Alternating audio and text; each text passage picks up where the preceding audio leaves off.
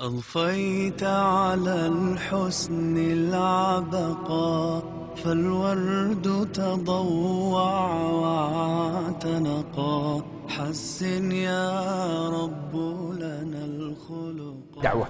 إذن هذه الدعوة العظيمة وضعها في غلاف الهدية. ما هذه الهدية التي غلف بها هذه الدعوة؟ إيش؟ الإحسان. ولذلك إذا أردت أن تصل رسالتك إلى القلوب وجب عليك أن تحسن إليها. أحسن فإنك تصل إلى القلب. هنا لما أعطاهم استجابوا، صدقوا وآمنوا، لأنهم رأوه من المحسنين، رأوا خلقه يشهد عليه بذلك. أما أن تتكلم عن الأمانة، تتكلم عن الأخلاق، تتكلم عن كظم الغيظ، تتكلم عن العفو عن الناس، تتكلم عن الكرم، تتكلم عن الحلم، ثم إذا جيء في التطبيق إذا بالإنسان ليس كذلك، هل يقبل قوله؟ لا والله. ولذلك إنا نراك من المحسنين لواء يرفعه صاحب الرسالة، صاحب المنهج الذي يريد أن يخدم دينه ينبغي أن يكون من المحسنين حتى مع الأعداء. إنا نراك من المحسنين. هذا الموقف الأول الذي ورد فيه هذا العمل. وإنا نراك من المحسنين سبب لتفريج الكروب والخطوبة التي تحصل على الإنسان. وانظروا ليوسف عليه السلام لما صبر، سوف يأتي معنا في آخر القصة، ولما أحسن كانت النتيجة أن كان سيد مصر. ولعلي أخرج بقصة واقعية. يقول لي صاحب القصة، يقول يا شيخ كنت يوم من الأيام مسافر من الطائف إلى الرياض في الطريق بالسيارة. يقول وبينما أنا في الطريق السيارة تعطلت.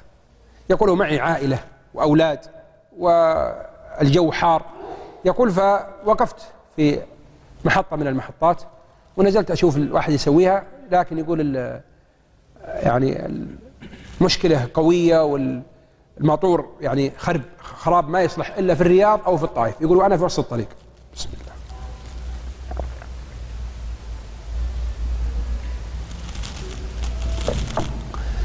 يقول فوقفت في الشمس وأولادي في السيارة وحر، أفكر إيش أسوي، كيف أحلها، كيف الآن أنا أولادي وزوجتي وسيارتي. يقول في واحد جاي خارج من المحطة، كلنا نشوف مثل هذه المشاهد، صح ولا لا؟ ولا نفكر نحن نوقف ولا نسأل ولا كل واحد منا يقول يا رجل الله بيعينه، الله ييسر له، ما شاء الله هذا أحسن واحد فينا يدعي له، ولا ما علي منه. ولا يعرف هذا الحال إلا من توقف. إذا تعطلت سيارتك تشوف كيف تكون الحال. شوف إذا تعطلت سيارتك ووقفت تأشر للناس ومر وما وقف لك، كل واحد يمر ما يوقف لك تحس إنه عدو لك، صح ولا لا؟ تحس إنه عدو لك. ليه ما توقف لي وأنت تمر كل يوم ولا توقف؟ يقول هذا مر الناس، يقول هذا لما شافني وقف. السلام عليكم. وعليكم السلام. خير يا أخي. صاحبنا هذا اللي وقف عنده خبرة في السيارة. خير يا أخي. قال والله السيارة تعطلت. قال أنا عندي أشوف إيش فيها. جاء شافها قال والله العطل ما يصلح. طيب إيش الحل؟ إيش الحل؟ اقترح، أول مرة يشوفها في حياته، ما يعرفه ولا يعرفه بعض. قال يا أخي اسمع، شوف صاحب السيارة اللي كان سيارته يعني صحيحة، قال اسمع يا أخي، أنت معك عائلة وأنا ما معي عائلة، أنا لوحدي. خذ سيارتي وركب عائلتك وتوكل على الله، روح إلى الرياض، وأنا بجلس هنا عند سيارتك، بجلس في القهوة أتقهوى وأتغدى وإلى الصباح. أنت توصل الرياض، يقول على بعد من الرياض يمكن حوالي 400 كيلو. أوصل الرياض ود أهلك وارسل لي من الرياض سيارة تشيلني سطحة تشيلني إلى الرياض، وأنا بجلس أنتظر السيارة حتى تجي لي السيارة. يا ابن الحلال أنت ما تعرفني ولا أعرف، كيف تعطيني سيارتك وكذا؟ قال يا ابن الحلال وش صار؟ الله الأمر عادي، سيارتك معي وسيارتي معك، ولا أنت بتروح فين بتروح يعني؟ يقول استغرب الرجل مني هذا التصرف. قال توكل على الله. يقول نزل عفشه والأولاده وركبوا في سيارتي ومشوا. يقولوا أنا نزلت توضيت صليت الظهر والعصر ودخلت القهوة، رجال ما علي خوف، وتغديت ورقدت وجلست إلى الليل. هذاك ما وصل الرياض إلا ما يقارب المغرب ولا العشاء، واستأجر له سطحة وارسل السطحة، والسطحة ما وصلت إلا آخر الليل عند الرجال عند سيارته، وركب السطحة في السيارة وركب مع صاحب السطحة ورجع، ولا وصل الرياض إلا الظهر اليوم الثاني. وصل الرياض على طول جاء صاحبنا سلم عليه، تبغى شيء أعطيك شيء أكافئك، إيش تبغى؟ قال أنا والله ما أبغى منك شيء يا أخي، أنا والله ما فعلتها لله ولا سويت شيء، سيارتي وشفني وصلت الرياض والحمد لله، وهذه سيارتي وسيارتك وصلت. يقول طيب أعطني رقم تليفونك. تعارفوا، أعطاه رقم تليفونه، أخذ رقم تليفونه، ومشت الأيام والليالي، وجلسوا في مجلس فذكروا فيه أفعال الخير وذكروا فيه صنائع المعروف. فقال واحد، قال صاحبنا هذا، قال والله كنت أتوقع ما في الدنيا خير، إلين جاء فلان رجال والله لا أعرفه ولا يعرفني، لكن والله إنه سوى معي معروف ما يسويه الأخ مع أخوه، وعلمهم القصة. ثم قال صاحبنا، قال والله لي فترة ما سلمت عليه ولا اتصلت عليه، خلينا أسلم عليه. وقام يفتش في جيبه، طلع رقمه، أخذ التليفون ودق عليه. السلام عليكم. ردت زوجته صاحبه. وين فلان؟ هذا بيت فلان؟ قال نعم. وين فلان؟ قالت ما هو فيه. خلاص ايش عاد تبغون؟ سجنتوه وهو مسجون، طاردتوه حتى سجنتوه. خير ليش مسجون؟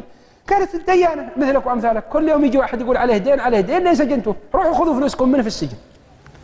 كيف؟ قالت والله في أي سجن؟ قالت في السجن الفلاني. قال خير إن شاء الله. الآن جاء الجميل، رد الجميل. يقول جاء اليوم الثاني أخذت معي 100,000 ريال وذهبت بها إلى السجن. دخلت على مدير السجن، عندكم فلان مسجون؟ قال نعم. قال ايش قضيته؟ قال ديون. قال خذ هذه 100,000 ريال، سددوا عنه ديونه وخرجوه وقولوا فاعل خير، لا تعلمونه من أنا. من أنت؟ قال ما لك علاقة، هذا فاعل خير، أدفع منه 100,000 وخليه يخرج في سبيل الله. قال جزاك الله خير. خرج صاحبنا، دعوه في السجن، تعال. جاء عند مدير السجن، قال أبشرك الحمد لله أن فيه رجل من الصالحين ومن أهل الخير دفع لك 100,000 ريال، هذه 100,000 ريال تنفعك إن شاء الله وتسدد بها ديونك. يقول قال جزاه الله خير. عرفته؟ قال الله ما عرفته ولا علمنا باسمه. أخذ 100,000 ريال. قال طيب يا طويل العمر، 100,000 ريال ما تنفعني، أنا مسجون في مبلغ كبير، كان مسجون في 3 مليون، قضيته في 3 مليون، دخل في تجارة وكذا وخسر وصار عليه دين 3 مليون. قال طيب أنا 100,000 إيش تسوي مع 3 مليون؟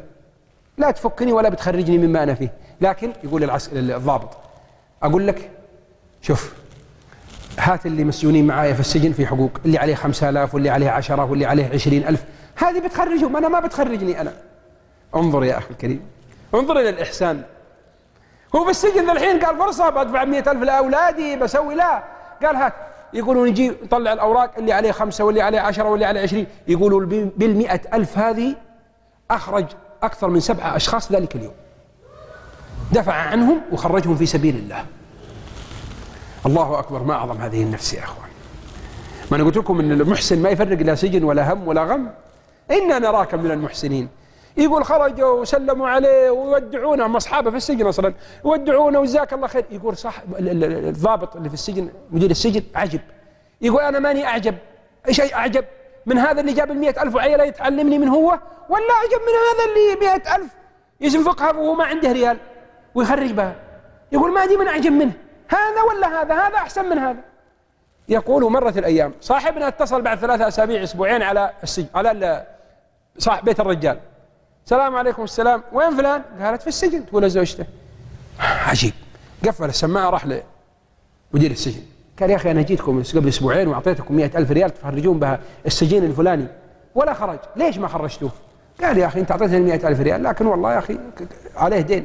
كم الدين عليه؟ قال 3 مليون و100,000 ريال ما خرجته، لكن والله يا أخي إني ما أدري، ما أعجب منك ومن كرمك وإحسانك تعطينا 100,000 ولا تعلمنا من أنت وترجع مرة ثانية ذا الحين تسأل عنه، ولا أعجب منه هو والله إنه سوى شيء عجب. قال إيش سوى؟ قال تعرف 100,000 اللي أعطيته إياها؟ قال نعم. قال والله أخذها، ويوم شاف إنها ما بتفكه جمع اللي عليه 5 و10 و20 وفك بال100,000 اللي جبتها، فك بها 7 أنفس وأخرجهم في سبيل الله. فصاحبنا صعق، قال هذا رجل غير طبيعي هذا. قال طيب يلا أعطني الآن الإثبات أن عليه 3 مليون. يقول أعطيناه صك بأن عليه 3 مليون خطاب، وكان الرجل موسر وصاحب علاقات. يقول وذهب إلى الأمراء وإلى المسؤولين وإلى الأغنياء، وفي خلال 3 أشهر يجمع 3 مليون ريال ويأتي ويدفعها عن صاحبنا ويخرجه من السجن. صنائع المعروف تقي مصاريع السوء.